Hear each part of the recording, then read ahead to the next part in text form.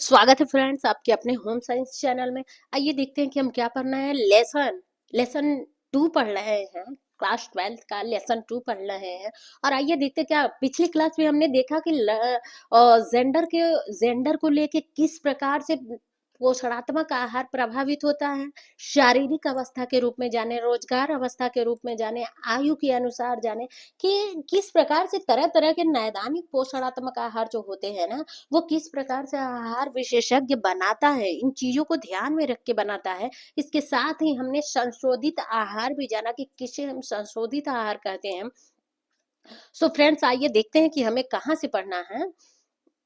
यहाँ से पढ़ना था, है ना। आइए पढ़ते रहिए। देखिए, जब तक एग्जाम का डेट नहीं आ रहा है तब तक आपके पास ऐसे टाइम है ना कि ऐसे छोटे छोटे क्लास आप देखिए, अपने क्वेश्चन को। और देखिए, जब कोई भी चीज कहीं से भी आप डिटेल में पढ़ेंगे ना, तभी वहां से आपकी क्या कंफ्यूजिंग दूर होगी किसी भी क्वेश्चन को लेके, आपके जो भी सब्जेक्ट के हैं, है ना। तो आइए देखते हैं कि यहाँ से हमें देखना है। देखिए, पहला क्या बताया है। जब हम यहाँ पे देख लिए थे ना, संशोधित आहार वे होते हैं जो रोगी चिकित्सा आवश्यकताओं को पूरा करने के लिए समायोजित किए जाते हैं। हालांकि अस्पताल के नियमित आहार के तले हुए वसा युक्त खाद्य पदार्थ, मिठाइयाँ, मसाले कम होते हैं। संशोधित आहार इसमें निम्नलिखित में से एक या अधिक हो सकते हैं। अब यहीं से हमें पढ़ना था कि एक या अधिक कौन से हो सकते हैं, उसे देखिए जो हमारे लिए अच्छा हो सकता है।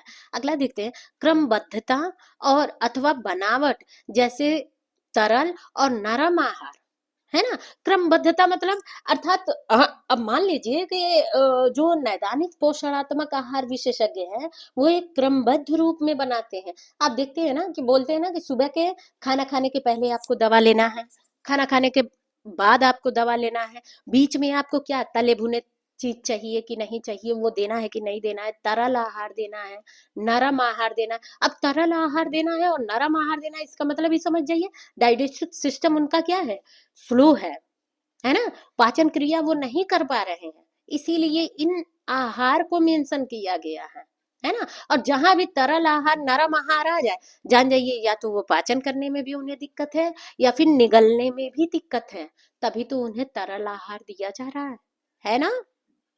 आगे देखते हैं दूसरा क्या है। अब भाई मान लीजिए, रोटी सब्जी जब चबा नहीं पाएंगे, निगल नहीं पाएंगे, तो कैसे खाएंगे। तो इसीलिए तरल आहार दिया जाता है। आसानी से वो क्या घोट लेंगे, पी लेंगे, पाचन कर लेंगे, है ना। आइए दूसरा देखते हैं क्या है। ऊर्जा। ऊर्जा का मतलब क्या होता है, कैलोरी, है ना। ऊर्जा अंतर क्वेश्चन में ऐसे भी पूछ देता है। ऊर्जा है, कैलोरी है, जूल है, मापक है, मापक यंत्र भी बोल देगा। ना जानिए, जाइए मापक यंत्र पे लगा के आइए, तौलते उठाते रहिए, ठीक है ना। तो देख लीजिए, ऊर्जा का मतलब क्या होता है, कैलोरी। और किस ऊर्जा की बात कर रहा है, उसी ऊर्जा की जो भी हम कार्बोहाइड्रेट या फिर वसा वाले तत्व लेते हैं, जो ऊर्जा उससे हमें मिलती है, उसी ऊर्जा की बात कर रहा है। बाकी बाहर के ऊर्जा की नहीं, कोई किसी एनर्जी और किसी शक्ति के बारे में बात कर रहा है ना। जो हमारे पोषक तत्व में, जिन पोषक तत्वों से हमें ऊर्जा मिलती है, उन्हीं पोषक तत्वों के बारे में बात कर रहा है। देखिए दे रहा है कि अंतर्ग्रहण में कमी अथवा वृद्धि, अर्थात ऊर्जा की कमी अथवा वृद्धि को भी वो देखेंगे। तीसरा है, एक या अधिक पोषकों को कम या अधिक मात्रा में शामिल करना, अर्थात जो हमारा पोषण विशेषज्ञ है, यदि हम ज्यादा प्रभावित हैं प्रोटीन की कमी से, तो उस प्रोटीन की अधिकता को बढ़ाएगा, या फिर बहुत ज्यादा खा लिए हैं, ये भी तो होता है। हमने क्या बताया है कि जहां पे देखिए, अधिकता से भी कम कुपोषण होता है और कमी से भी कुपोषण होता है। आजकल तो क्या चल रहा है, भारत क्या कर चल रहा है कि दूसरे दोहरे कुपोषण से ग्रसित है ना। देखते ना हर जगह मोटे मोटे बच्चे, मोटे तगड़े जो भी लेडीज हैं, जेंट्स हैं, तो इसी को क्या कहा जा रहा है कि दोहरे कुपोषण, अर्थात जो जो उन्हें सामान्य अपनी डाइट रखनी चाहिए, उससे ज्यादा वो उन आहार तत्वों को ग्रहण कर रहे हैं, ज्यादा खा ले रहे हैं, है ना। अब ये डायबिटीज क्या है, ये भी अधिकता से ही होता है, तभी तो आपके अंदर वो ज्यादा मात्रा में हो जाता है ना। तो आइए देखते हैं, इसी को बोलते हैं दोहरे कुपोषण से ग्रसित। अगला देखते हैं, हम दूसरी लाइन पकड़ लिए थे। देखते हैं, अंतर्ग्रहण अर्थात अंतर्ग्रहण का मतलब है कि जो आपका पाचन क्रिया है, जो आपके खाने का क्रिया है, जो डाइजेस्टिव सिस्टम है, उसके बारे में बताया जा रहा है। एक या अधिक पोषक तत्वों का अधिक मात्रा में शामिल करना, उदाहरण के लिए शल्य क्रिया, शल्य क्रिया, सर्जरी में अधिक प्रोटीन लेना, है ना। शल्य क्रिया अर्थात सर्जरी, और सर्जरी को क्या कहते हैं, ऑपरेशन, किसी भी तरह का ऑपरेशन हुआ। अब मान लीजिए थोड़ी सी ऑपरेशन तो आपको सबको पता होगा, मान लीजिए गर्भावस्था में ऑपरेशन होता है, कहीं सर और फूट गया, हाथ पैर टूट गया, तो वहां भी ऑपरेशन होगा, होता है कि नहीं होता है? अब मान लीजिए थोड़ी सी छोटी बड़ी फोड़ी फुंसी हो गई, तो उसका भी ऑपरेशन होता है। तो उसी को कहा जा रहा है कि शल्य क्रिया या सर्जरी, या फिर जो जिसे हम ऑपरेशन बोलते हैं, या फिर उसे भी मान लीजिए, अब मान लीजिए ऐसे चोट लग गया और आपके पैर की नसें फट गई, हाथ की नसें फट गई, तो जो टाका चलता है ना, कहते हैं ना कि टाका लगवाना पड़ा, 5-6 टाके लगवाने पड़े, तो उसे भी उसी में लाइए, शल्य क्रिया में ही लाइए। और उन व्यक्तियों को क्या करना पड़ता है, में अधिक प्रोटीन लेना होता है ना। आप नॉर्मल तौर पे भी स्वयं इस चीज को सीख सकती हैं कि हम किस तरह अपने अपने में भी सुधार ला सकते हैं, अपनी अपनी कार्य क्षमता गुणवत्ता में भी इस टॉपिक से ला सकते हैं। अगर मान लीजिए आपको पता है कि किसी, अब देखिए इसमें क्या होता है, शल्य क्रिया में क्या होता है, काट पीट होगी, फिर चाहे एक्सीडेंट से होके या फिर डॉक्टर आपका कट पीट करे शरीर का, तो क्या होता है, सबसे ज्यादा ब्लडिंग होता है, ब्लड गिरता है, ब्लड निकलता है। और ब्लड क्या है, ब्लड ही प्रोटीन है ना। आपने देख रखा होगा कि हीमोग्लोबिन क्या है, एक प्रोटीन का रूप है ना। और जब ये प्रोटीन ही निकल जाएंगे, ब्लड के रूप में आपके सारे ब्लड गिर जाएंगे, तो सेल्स कैसे बनेंगे, हमेशा नए सेल्स हमारे शरीर में बनते रहते हैं, और नए सेल्स के लिए ना प्रोटीन ही जरूरी है। सबसे बेस्ट सोर्स नए सेल्स बनाने के लिए हमारे शरीर में प्रोटीन जरूरी है। आप वैसे भी जान जाइए, आपके घर परिवार में अगर किसी का चोट लगा है, ज्यादा मात्रा में उनका ब्लड गिर रहा है, पहले तो कस के उसे बांधिए, ब्लड रोकने की कोशिश, इसीलिए कहा जाता है कि सबसे पहले ब्लड रोकने की कोशिश करिए। क्यों, इतना जल्दी ब्लड बनता भी नहीं है, शरीर में रिकवर नहीं होता है। तो देखते हैं ना कि आयरन चढ़ाया जाता है, आयरन की गोलियां दी जाती है, तरह तरह की प्रोटीन, और प्रोटीन से ही आपके क्या बनते हैं, नए सेल्स बनते हैं। नए सेल्स बनेंगे तो आपके अंदर सारी क्रियाएं सही सिस्टम में चलेंगी, रोग प्रतिरोधक क्षमता बढ़ेगा, है ना। तो ये चीजें तो आपको खैर पता होगी। तो वही कहा जा रहा है कि शल्य क्रिया, सर्जरी अर्थात किसी भी प्रकार का, आप सिंपल भाषा में समझिए, किसी भी प्रकार का अगर छोटे से लेके या फिर कोई टाका चला है या फिर ऑपरेशन हुआ है, तो उसमें अधिक प्रोटीन लेना जरूरी होता है। देखिए क्वेश्चन भी यहाँ से पूछ लेता है, नोट कर लीजिए कि शल्य क्रिया में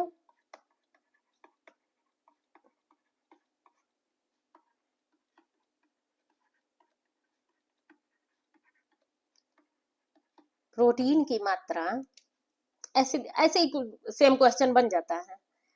अब देखिए, देखिए पूछ लेगा, शल्य क्रिया में प्रोटीन की मात्रा बढ़ेगा, घटेगा,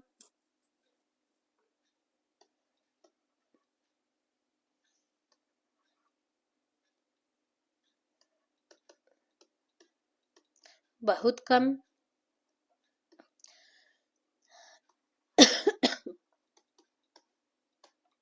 कोई नहीं, है ना।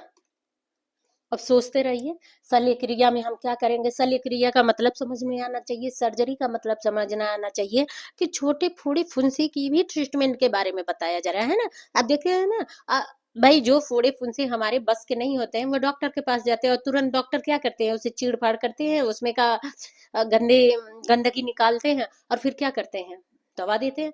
तो उसी को समझिए। अब बढ़ेगा, है ना, प्रोटीन की मात्रा क्या होगा, बढ़ेगा, है ना। तो ऐसे ही क्वेश्चन पूछ लेता है। अगला देखिए किसके बारे में बता रहा है कि गुर्दा अर्थात किडनी के लिए, किडनी खराब हो जाने पर, ध्यान दीजिएगा, बहुत ही अच्छी टॉपिक है। किडनी खराब हो जाने पर कम प्रोटीन लेना होता है, अर्थ, ठीक है ना। अब यहाँ पे क्वेश्चन नोट करिए,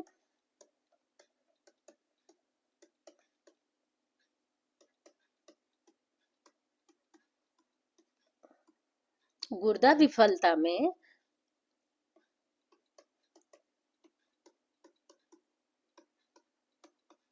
प्रोटीन की मात्रा बढ़ेगा, घटेगा, या वही ऑप्शन रख लीजिए, है ना। तो देखिए यहाँ पे घटेगा, है ना। और समझ में आ रहा है आपको कि क्यों घटेगा। अब मान लीजिए यहाँ पे जैसे हम बताएं कि प्रोटीन की कमी होगी तो आपके शरीर के अंदर सेल्स बनेंगे ही नहीं।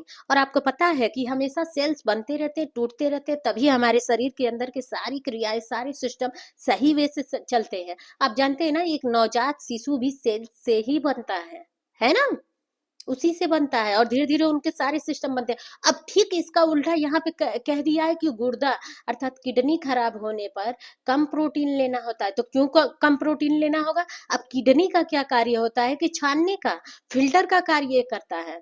और फिल्टर का कार्य करेगा तो जितना ही आप प्रोटीन ज्यादा लेंगे ना, उतना ही इसे क्या होगा। कोई भी चीज आप पदार्थ खाते हैं ना, कोई भी भोज्य पदार्थ आप खाते हैं तो जानिए, फिर चाहे वो पानी हो के, लिक्विड हो गए, ठोस पदार्थ हो के, कुछ भी हो गए, तो ये क्या करता है भाई, जो भी सिस्टम है, बहुत सारे सिस्टम है हमारे शरीर में, पाचन क्रिया के बाद वो क्या करता है, उसे छानने का काम करता है ना, फिल्टर का काम करता है। अब बेचारा प्रोटीन प्रोटीन आप जानते हैं कि बहुत क्या है, उसका स्ट्रक्चर जटिल होता है ना। जब टीजीटी का क्लास हम आपको देंगे तो प्रोटीन का चैप्टर जान लीजिए कि 3 लेक्चर में ही कंप्लीट होगा, प्रोटीन अगर आप पढ़ेंगे तो। देखिए बस इतना ही शॉर्टकट समझिए कि प्रोटीन का स्ट्रक्चर बहुत ही जटिल होता है।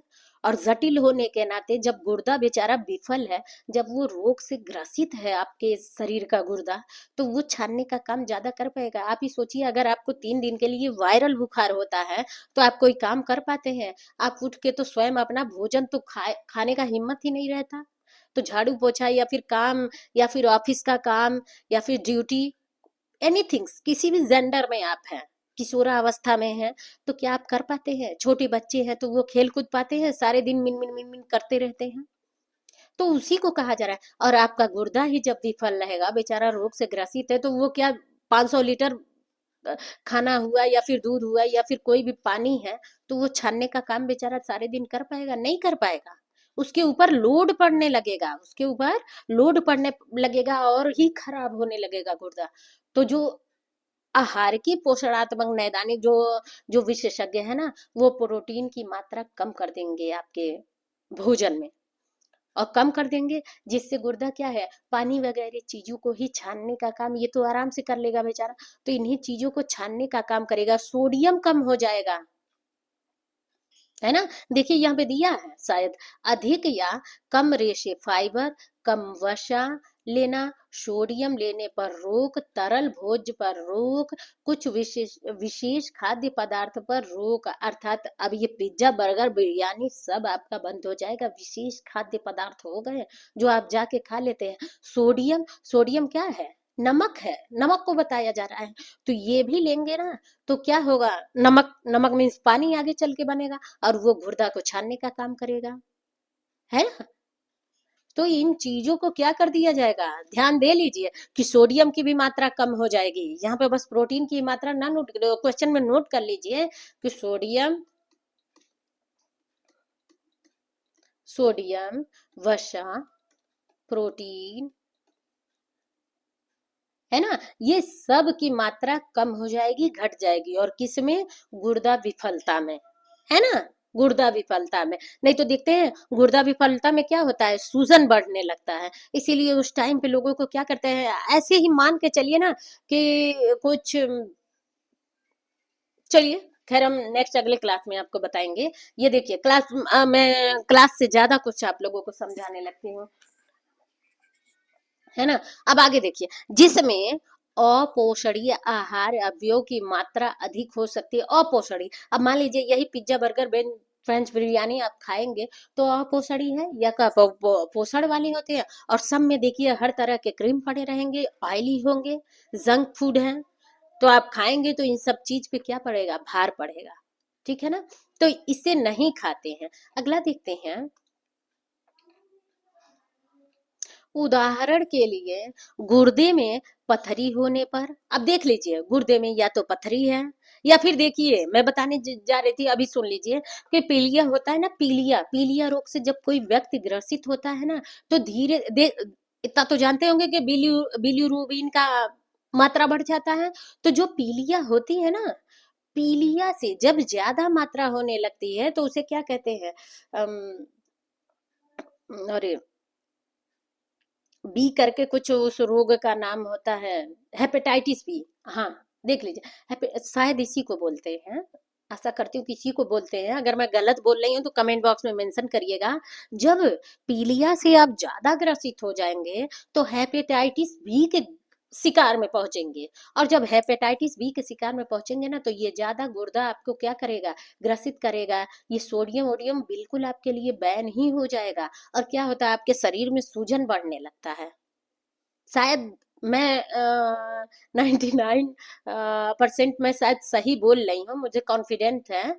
बाकी आप कमेंट बॉक्स में मेंशन करिएगा कि इस बात को मैं सही बोल रही हूँ कि नहीं, है ना, क्योंकि गलती तो सबसे हो सकती है। आगे देखिए, में पथरी या फिर गुर्दे में अगर आपके पथरी है तो भाई गुर्दा खुद ही ग्रसित है, दर्द होता है ना, पेन होता है ना, तो उसके लिए का होने पर या फिर एलर्जी स्थिति में कुछ विशिष्ट खाद्य पदार्थों को सम्मिलित करते हैं, है ना। अब गुर्दे में मान लीजिए कि ये भी चीज नहीं देते हैं, गुर्दे में आप देखते हैं ना, जब सॉरी, जब ये पथरी हो जाता है तो देखते हैं कैल्शियम वैल्शियम बैन कर दिया जाता है, कैल्शियम नहीं दिया जाता है। और कैल्शियम का मतलब है कि ये डेयरी प्रोडक्ट हो गया, मेन तो दूध में ही लिया जाता है, सारे डेयरी प्रोडक्ट में नहीं, मतलब दही वगैरह, छाछ और आपके उसमें नहीं, लेकिन पनीर है और ये दूध है, ये सब आइटम बंद कर दिए जाते हैं, है ना। क्योंकि कैल्शियम कैल्शियम के जमाव से ये क्या होता है, आपका पथरी स्टोन जिसे कहते हैं, ये बनता है। विशिष्ट खाद्य पदार्थों को सम्मिलित करते हैं या हटा देते हैं। अब चौथा देखिए कि क्या बता रहा है,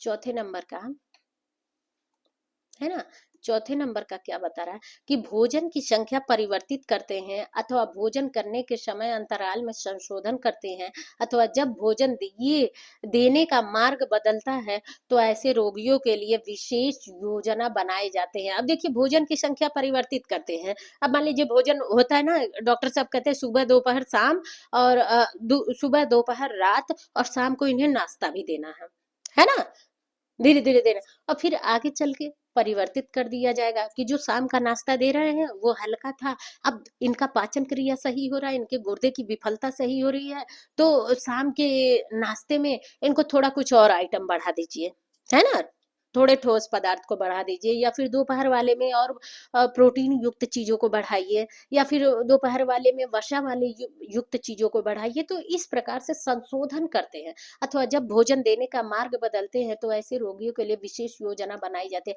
या फिर इनके जब मार्ग बदलते हैं तो विशेष योजना बनाई जाती है कि भाई सबके साथ, सारे खाने के साथ एक बार एक के साथ आप दूध एक गिलास दीजिए, एक के साथ जूस दीजिए, एक के साथ आप कॉफी दीजिए। तो इन चीजों की योजना बनाई जाती है ना। तो आशा करती हूँ कि आप लोगों को क्लास समझ में आया होगा। फ्रेंड, नेक्स्ट अगले क्लास में मिलते हैं। ज्यादा से ज्यादा फ्रेंड्स इसे लाइक सब्सक्राइब और शेयर करिए। अगर क्लास आपको अच्छे समझ में आ रहा है, कहीं मुझसे त्रुटि हुई है तो उस चीज को कमेंट बॉक्स में मेंशन करिए, या फिर कुछ आपको पूछना है तो कमेंट बॉक्स में मेंशन करिए। So friends, bye bye.